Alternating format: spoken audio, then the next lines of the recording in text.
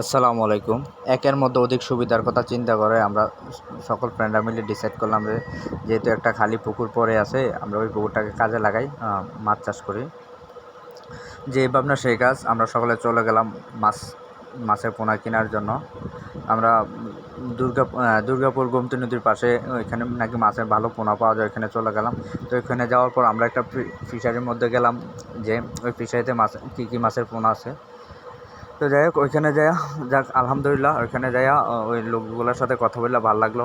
তারা বললো যে এই মাছের পোনাগুলো আছে, এগুলো আপনাদের নিলে ভালো হবে, এগুলো খুব দ্রুত বড় হয়। তো ওনাদের সাথে কথা বলার পরে ভালো লাগলো। তারপর ওনাদের সাথে কথা বললাম, মাছের পোনাগুলা দাম নির্ধারণ করলাম। আমাদের জন্য যে মাছের পোনাগুলো ছাড়লে সুবিধা হবে, খুব দ্রুত বড় হবে, ওই মাছের পোনাগুলো বললাম যে দেওয়ার জন্য। তারপর ওনারা ওই মাছের পোনাগুলো ধরতেছে। হ্যাঁ, এর মাঝখান দিয়ে বলে রাখি যে একের মাঝে অনেক সুবিধার কথা বললাম। ওই সুবিধাগুলো হচ্ছে যে আমাদের ফ্রেন্ডদের মাঝে অনেকে আছে যে যারা বড়শি দিয়ে মাছ ধরতে অনেক পছন্দ করে। তো যাই হোক, অনেক সময় দেখা যায় তাদের অনেক ইচ্ছা করতেছে তারা বড়শি দিয়ে মাছ ধরবে, কিন্তু কোথায় মাছ ধরবে ওই প্লেসটা খুঁজে পায় না। তো যার কারণে তাদের জন্য এটা সুবিধা হলো। আবার দেখা যাচ্ছে যে তারা অনেক সময় অনেক দূরে চলে যায় মাছ ধরার জন্য। আমরা অনেকে যারা মাছ ধরতে যায় না, তো তারা আড্ডা দেওয়ার সময় পাই না, সকলকে একসাথে পাই না, যার কারণে এটা আমাদের মধ্যে একটা খারাপ লাগে। হ্যাঁ, এর মাঝখান দিয়ে আমাদের যে পুকুরটা খালি পড়ে আছে, ওই পুকুরটাকেও কাজে লাগানো হলো। সকল দিক চিন্তা করে আসলে আমাদের জন্য অনেক সুবিধাজনক। এই জন্য আমরা মাছ চাষ করতেছি। হ্যাঁ, তো আমরা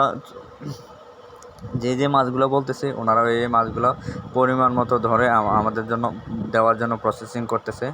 এর মাঝখান দিয়ে আমরা মাছের পোনাগুলো কীভাবে নেব, যার কারণে আমরা একটা অটো ঠিক করলাম। অটোওয়ালাকে বলে দিলাম যে আমরা কীভাবে আমরা মাছ নেওয়ার জন্য কোনো পাত্র আনি নাই, আপনি নিয়ে আসেন। তো উনি একটা বড় ড্রাম নিয়ে আসলো, ড্রামে করে পানি নিয়ে আসলো। তো যাই হোক, প্রত্যেক পদের মাছগুলো আমাদের জন্য ওই পরিমাণ মতো পরিমাপ করে করে ওই ড্রামে নিচ্ছে মাছ চাষ করার জন্য। আমরা যে মাছগুলো নিয়েছি ওইগুলো সর্বোচ্চ আপনার 6 ইঞ্চি থেকে সর্বনিম্ন 4 ইঞ্চি সাইজের মাছগুলো নিয়েছি, যাতে এগুলো পুকুরে মাছ ছাড়ার পর এগুলো যাতে নষ্ট কম হয়। এই সাইজের মাছগুলো নাকি নষ্ট হয় না।